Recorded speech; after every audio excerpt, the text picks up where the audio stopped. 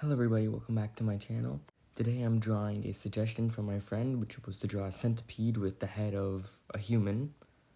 I like this one a lot, so I decided to give it some lore, along with the speed paint.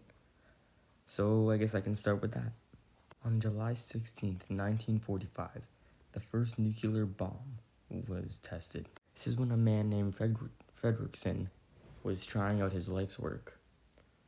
And when the time came for the bomb to go off, it did. It worked perfectly. The bomb went off, the explosion was big, and the military realized what power they now have. But something was wrong. Frederick, after the explosion, didn't feel so good. He felt as if something was off in his body. Something wasn't right. Something was moving.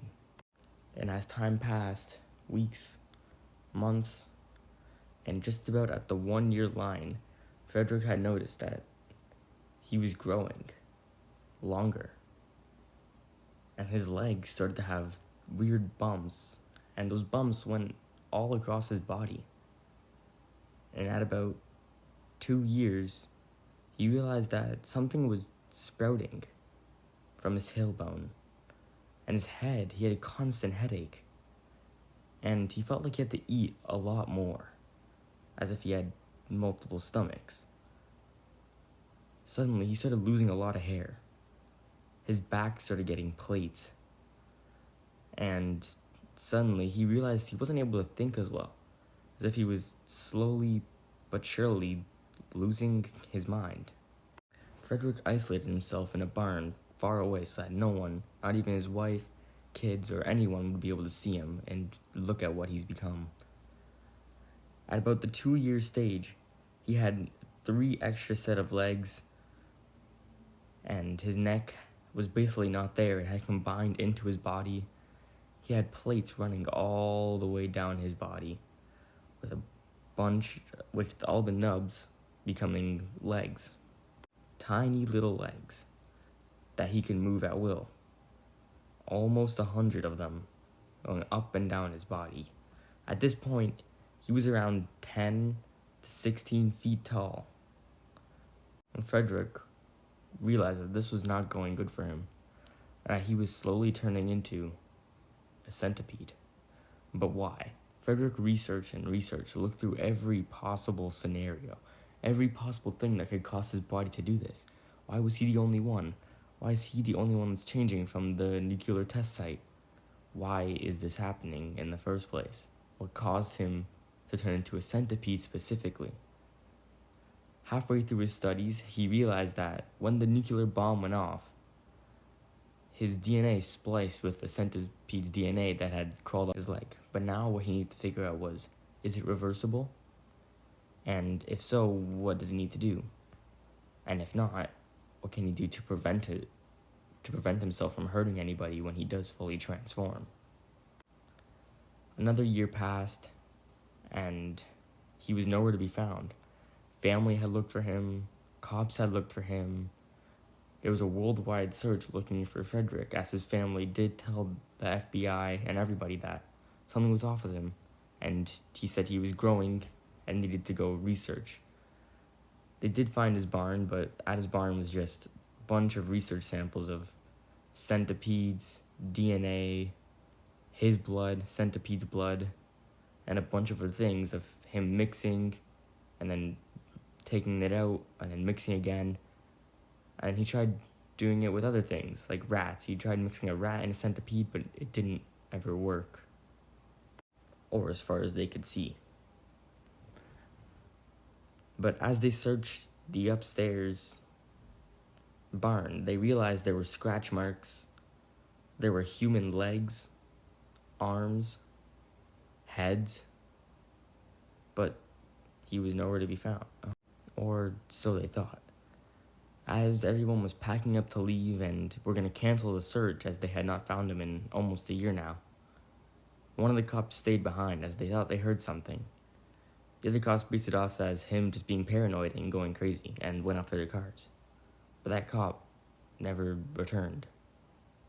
And when the cops went inside, hearing the loud screaming of their cop and to some friend, all they saw was a 20-foot centipede with a human head, a long gaping tongue, and blood everywhere.